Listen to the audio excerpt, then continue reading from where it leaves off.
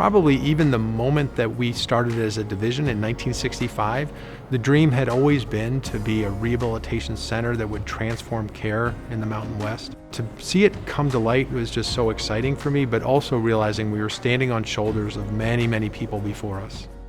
Move-in day on May 28th, 2020 was so exciting. We had balloons and signs and ribbons and cheerleaders. We knew that we were opening a hospital that was going to transform care for rehabilitation, both here in Salt Lake City and Utah, but throughout the Mountain West and the country.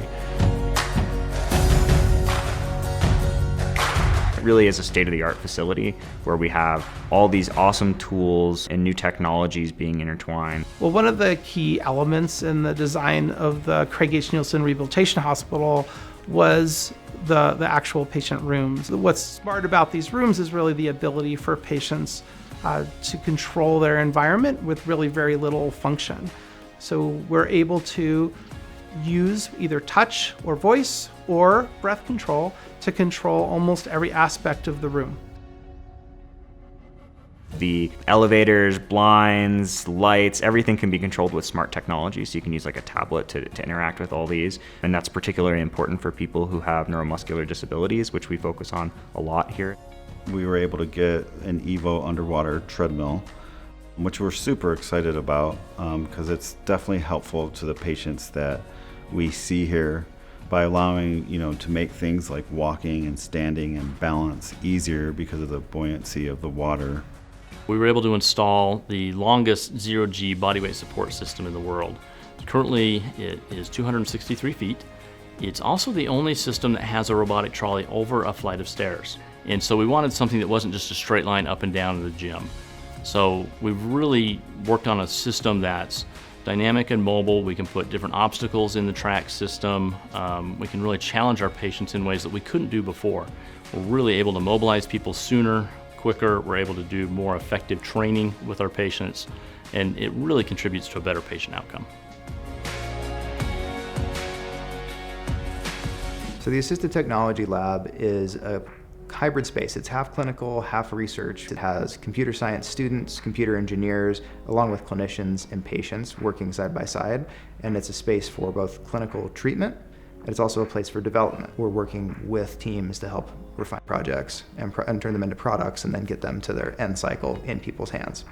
And then the other side of that is the clinical side, where we're actually bringing patients in and giving them an opportunity to test drive equipment that may be too expensive, may or may not be a good fit to just buy and try it.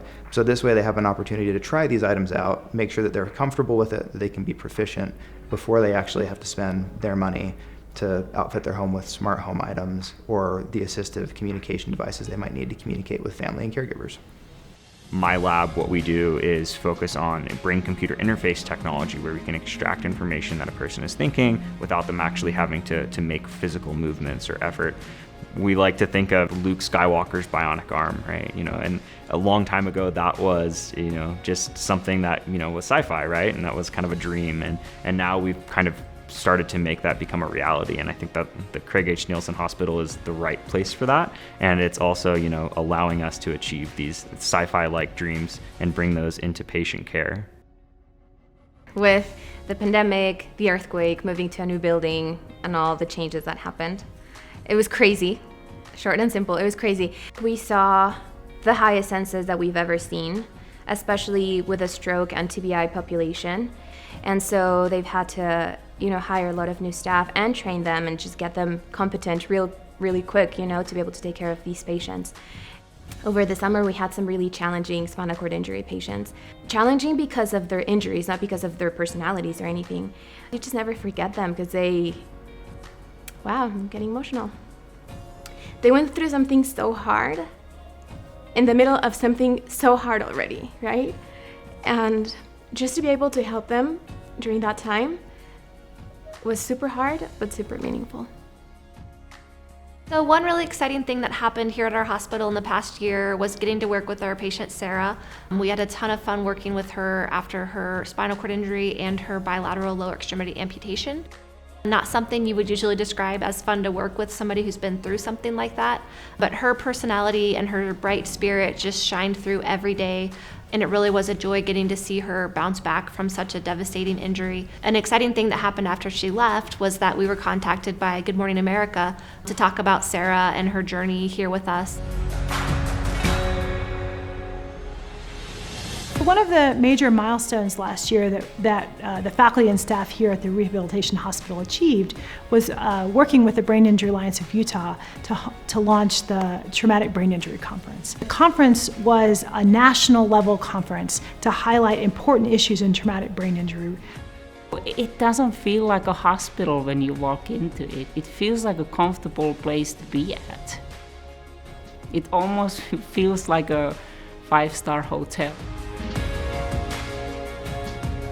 Overcoming the earthquake, the pandemic, and opening this hospital the way we have, it does fill me and I think our staff with a lot of pride. I don't know that I would want to do it again in the midst of a pandemic, and we still have lots to do.